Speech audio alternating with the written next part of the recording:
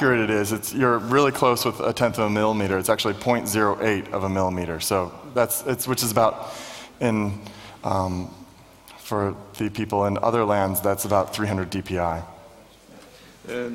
Just the nozzle there that's fixed, I mean, during construction, you cannot sort of change it in the middle, huh?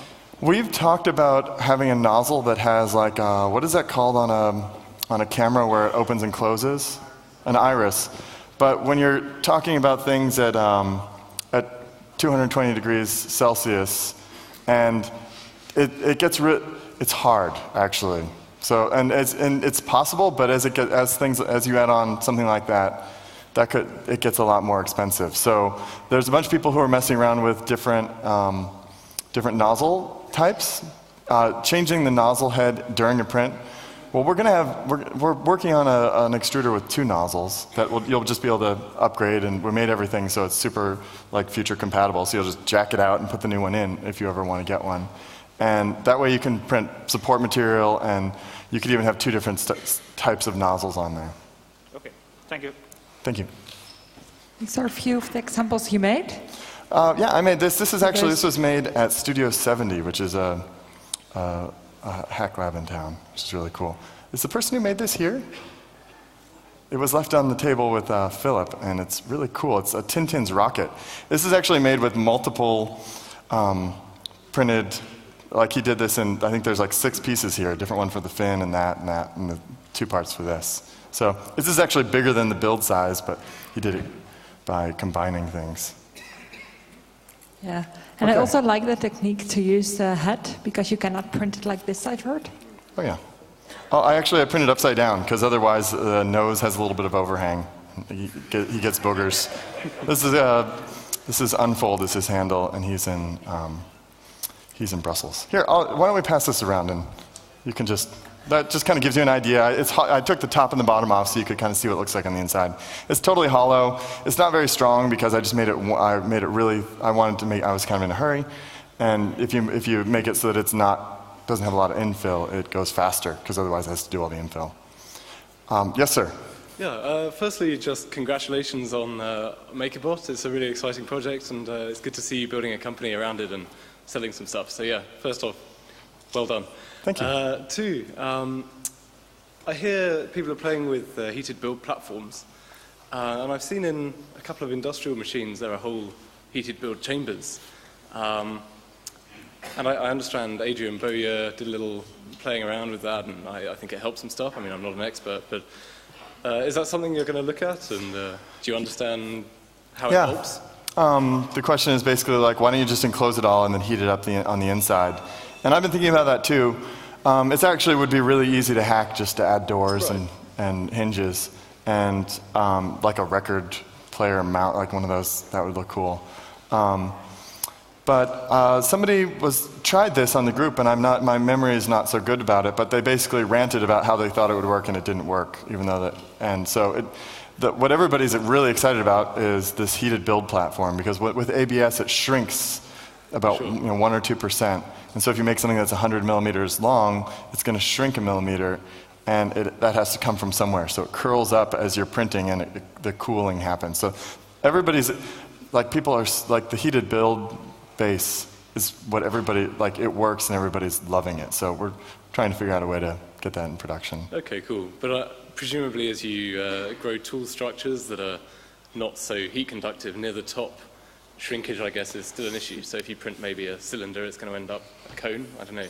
Yeah, another thing that people have done is that they've actually cooled it down. They put a fan on there, and there's actually a G-code that is built in that you can turn the fan on and off wherever you want.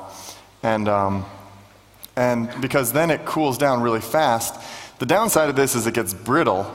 It's because it doesn't adhere as well. But the cool thing is that you can do bigger overhangs, because instead of, if this is, a 1/3 of a millimeter, and you put one down kind of on diagonal, if you put it too far of an overhang, it'll just fall off. But if you cool it down right away, you can actually get a little bit more of an overhang out of it. Cool, cheers. So temperature control is, yeah, it's cool. Over here, yeah. Okay, an idea just popped in my mind, and now I really want it. I think why don't hack liquids or chemicals in general? Like, Can you say that again? Why don't we hack what? Liquids. Liquids. Or chemicals. Like just open source, don't know, liquid mixer or something that has some stuff in it, and you can, yeah, and open Jägermeister. Yeah. I mean, with the syringe, we're getting there. We're moving in that direction. And, but I like this idea of being able to, I'm not exactly sure. Are you wanting to take, I'm not sure I understand. You want to take like epoxy and mix it on the fly? Is that what you're talking about? Yeah, I don't know. I just thought of some things where some wires for liquid, pipes, yes, go in, and there's some pump and the swirls and something like this. Yes.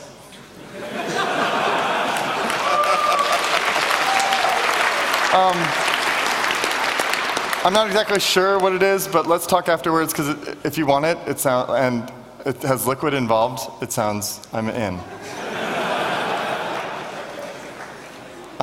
Yes.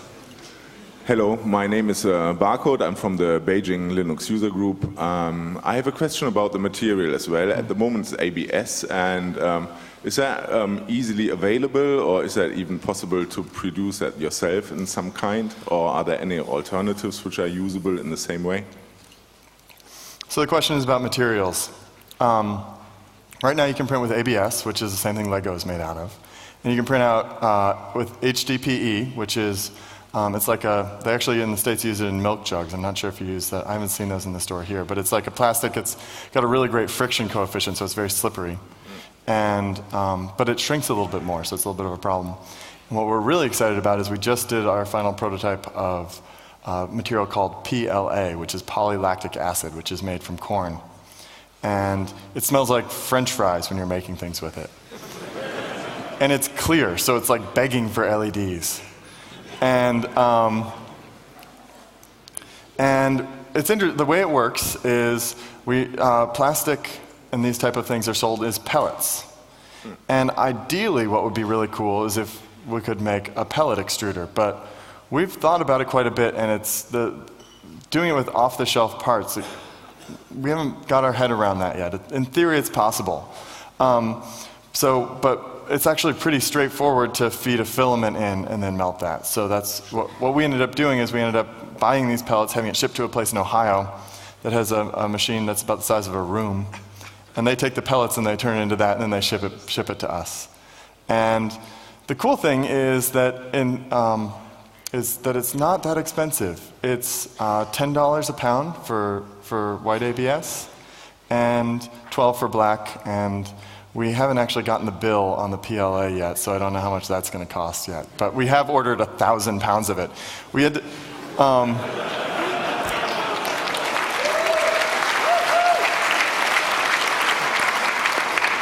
it's really exciting.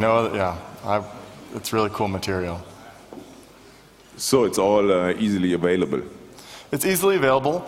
I would like it if it's like right now, it's interesting. Like I've had to learn how to ship things. Use this mail device, and the whole shipping thing is we've solved that this year, but it was really tricky to figure that all out and make everything go to the right place at the right time and get through customs and all that. Okay, thank you. Thank you. My question is again about materials. Yes. Again, liquids, but another approach. There are plastics which come in liquid form and harden out if they are exposed to ultraviolet light. And ultraviolet LEDs have become really cheap at very good output powers. So my idea was put that LED at the place where the extruder is, a small focusing lens, so that you have a really bright spot, and then move the LED above the surface of the liquid and sink the platform into the liquid down, so that